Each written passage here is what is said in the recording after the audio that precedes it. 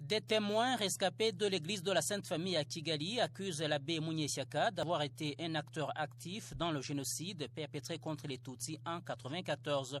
Ils disent qu'il portait un fusil et une uniforme militaire. Ils ajoutent que cet abbé est l'un de ceux qui ont autorisé aux miliciens Interahamwe d'entrer en l'église pour tuer ceux qui y avaient trouvé refuge. Epaphrodite Nyiringondo témoigne. L'abbé Wenceslas est allé à l'église et il a ordonné que les portes soient ouvertes pour que les Interahamwe y entrent. Ceux-ci ont envahi l'église et ont tiré sur 275 personnes à l'intérieur de l'église. Beaucoup d'autres furent tués à l'extérieur. C'était le 17 juin 1994. Le 19 juin, il est revenu et l'on nous a demandé de nous asseoir à même le sol à l'intérieur de l'église. On a trié et l'on a pris 19 jeunes qui se montraient encore forts. J'étais parmi eux. L'on nous a fait monter un véhicule. L'abbé était avec le général Munyakazi. On voulait nous amener à l'état-major. Arrivé au rond-point, moi j'ai sauté. Les 18 autres jeunes furent amenés dans un endroit inconnu. Ils furent portés disparus.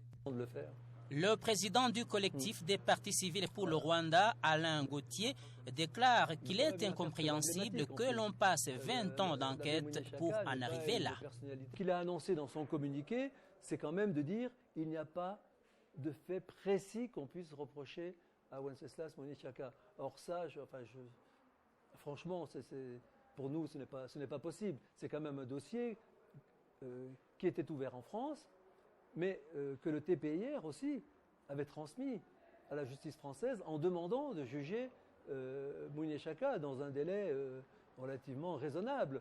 Or, ça fait des années que le TPIR a renvoyé ce dossier à la justice française, et voilà où on en arrive aujourd'hui. Donc on serait tenté de dire 20 ans d'enquête pour ça, pour arriver à rien. Ça ne me paraît impossible. Quant au ministre de la Justice, Johnston Busingye, ce qui allait surprendre, c'est quand le gouvernement français allait faire quelque chose.